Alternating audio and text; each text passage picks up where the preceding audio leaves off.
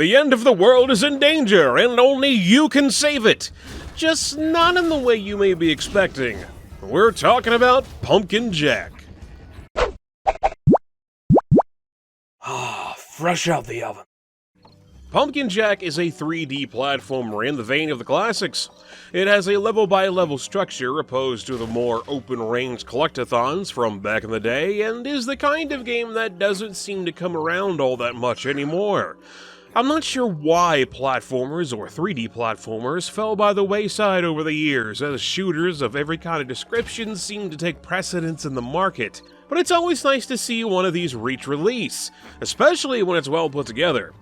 It's the first full-released project by French developer Nicolas, French name here, who was not only 23 when it hit store shelves, but mostly made the whole thing by himself, at least according to the game's website. I'm always impressed with solo or small team devs, but I'm always a little bit cautious of their projects, especially one like this that really feels like it's going for the same vibe you'd get from the early PlayStation days. In Pumpkin Jack, players take on the role of Stingy Jack, straight out of Irish folklore. After tricking the devil himself and not being allowed to enter the afterlife, Jack spent his days wandering the world as a lonely spirit until the devil decided to make things a bit more exciting. Bored of all the peacefulness in the world, he basically kickstarts Armageddon and floods the world with monsters, only to find that humanity has chosen a powerful wizard as their champion to save the day. How terrible. Needing someone who isn't a mindless zombie to save his end-of-the-world plans, the devil makes a deal with Jack. Kill the wizard and he can move on to the afterlife. Even though he has given Jack a new body, pumpkin head and all, that doesn't mean things will be easy for Jack as he wanders through the scenic landscape. One thing I gotta hand to the devs is how well this game nails its art direction. It reminds me of the PS4 remake of Medieval with how it uses lighting to create a spooky but fun atmosphere, as well as the way it exaggerates the proportions of just about everything to give the game a nice cartoony look overall.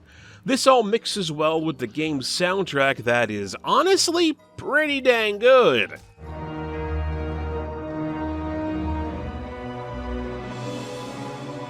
It's got both a traditional dark sound with organs and such, with whimsical sections that help get across the game's humor. Yes, the game's writing is full of a good amount of snark, as Jack always takes the time to point out just how much he dislikes having to do things for other people. A little note for the devs here, just because you point out a plot contrivance in your narrative does not make it not a plot contrivance. It's still what it is, even if the characters in the game know it.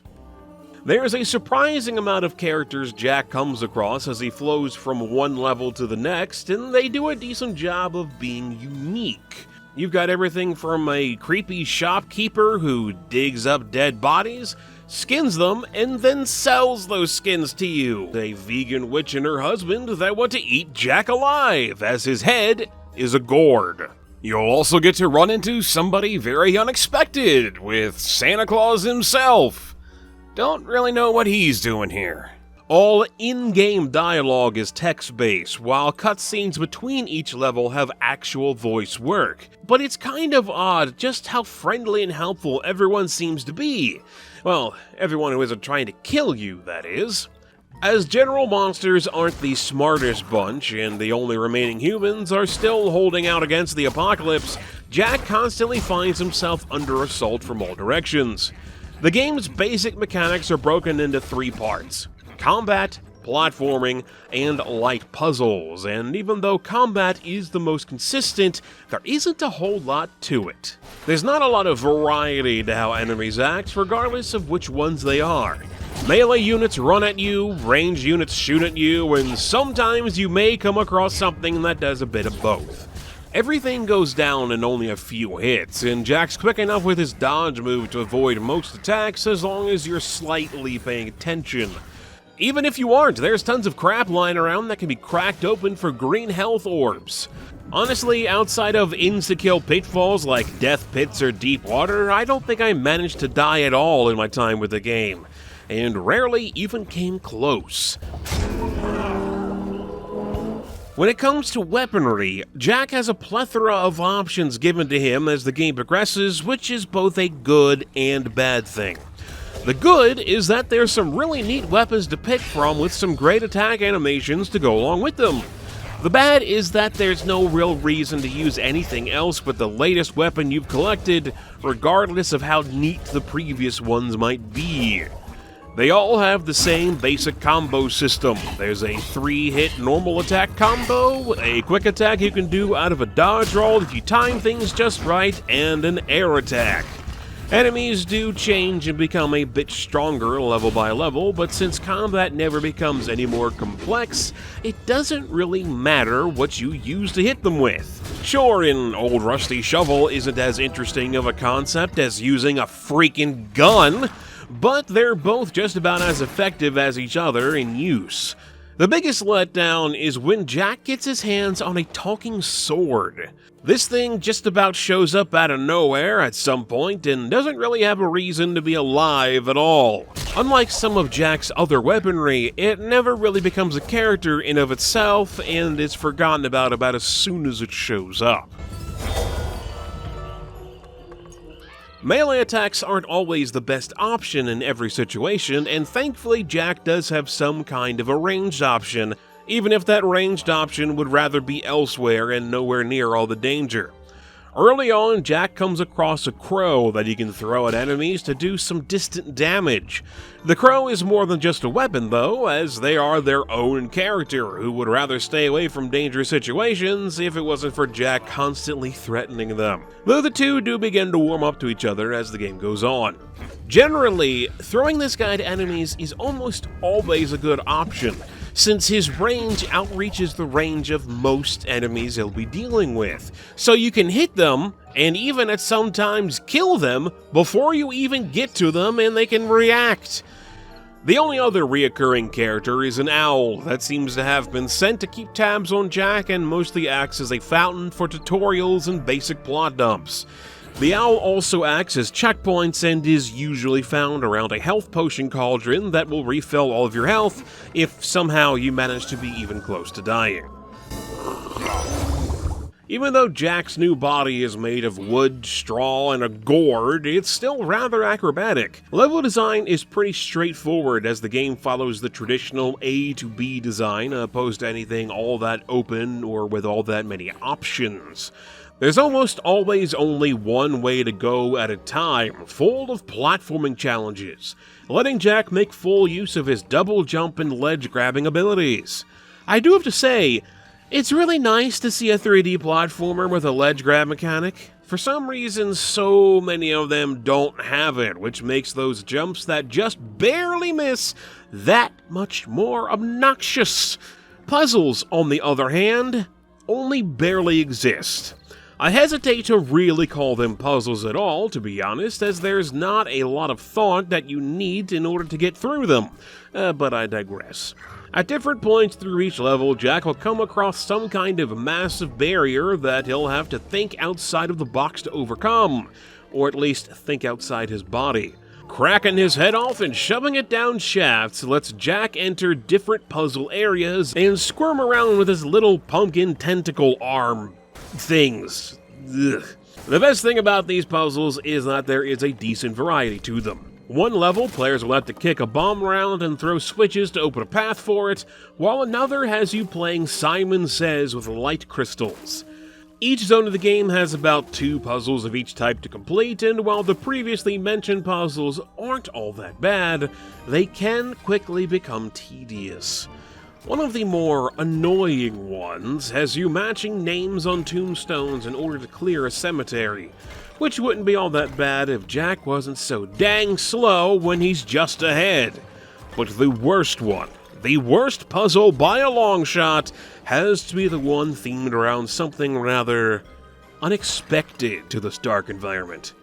Throughout the entire game, there are a couple different collectibles to find, but only one of them is really all that useful. Each level consists of 20 crow skulls, 1 phonograph, and surprisingly enough, 5 Christmas presents. Crow skulls can be exchanged for skins at the shop, and these skins don't really do anything besides just change how Jack looks, but it's at least a little something to work toward. Phonographs, on the other hand, play a short animation of Jack dancing for some reason when collected, and I don't really know why they're there. The so-called dancing isn't all that much, to be honest, and while I thought they would unlock a way to listen to the different songs from the game's soundtrack on demand from a menu, it doesn't seem to, or if it does, I at least couldn't find it. Christmas presents, on the other hand, unlock a series of letters from Jack to Santa asking for a body. These letters are full of the same amount of snark you get from Jack throughout the rest of the game's writing, and you'd think some kind of Christmas connection would be out of place in this game with more of a Halloween setting, if it wasn't for the fact that I mentioned Santa Claus a little bit earlier on. Late in the game, Jack finds himself facing off against Father Christmas himself, but has to do so in a puzzle area with the worst puzzle minigame in the entire game. To beat the jolly old elf, you gotta hit different shaped boxes into correctly shaped goals in order to fill up a meter at the top of the screen. Problem is, the meter is constantly ticking down throughout the entire thing, and the physics on the packages is kind of all over the dang place. While I'm no physicist or scientist and can't say how realistic the physics in the game actually are, and they feel perfectly fine through the rest of the game, here, during these puzzle sections, physics seems to be on Santa's side of the battle. Trying to actually get the packages to go where you want them to go can feel like an exercise in futility. All of that, plus the meter constantly ticking downwards as you're trying to fill it up, causes this to get rather tedious very quick, and you have to do it twice. Even with blowing up 2 of Santa's workshops, the guy still seems to come out of it fine. But that does raise the question, does the inclusion of Santa Claus make Pumpkin Jack a Christmas game?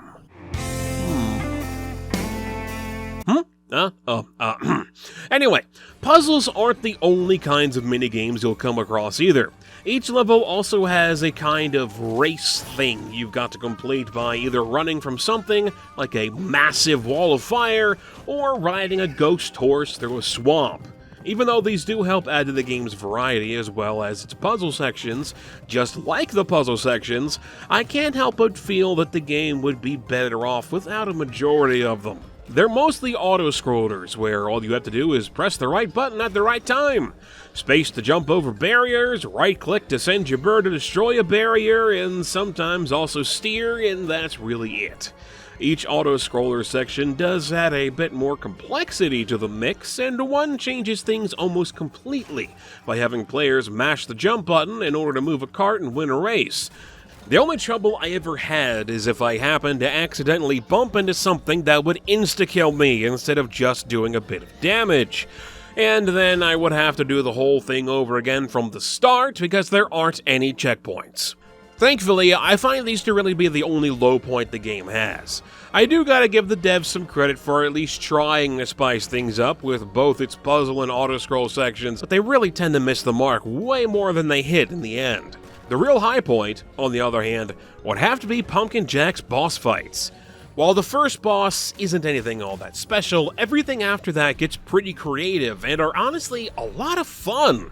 Fighting a giant phantom who dashes around while platformers disappear underneath you, destroying the embodiment of gluttony from the inside out, or knocking explosive potions back at a giant tree monster are always able to keep things exciting.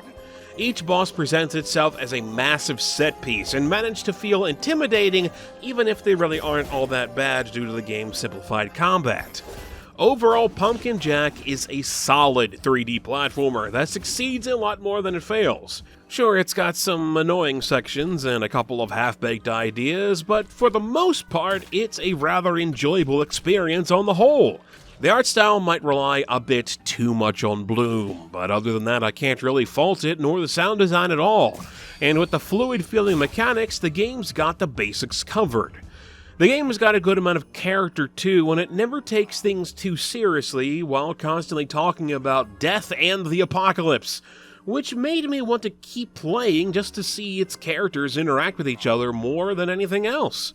Whether or not it would be considered a Christmas game due to its inclusion of Santa Claus, well, that's something I'll leave up for you to decide on your own. But if you're looking for an enjoyable little game for any time of the year, Pumpkin Jack is definitely worth taking a crack at.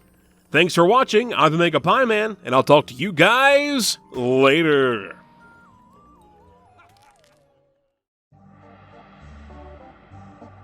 Want to see more of my stuff? Click on the video on the left for a look back at the 1997 Space Jam game for MS-DOS, or the video on the right to check out some mapping devlogs over on my second channel if that happens to catch your fancy.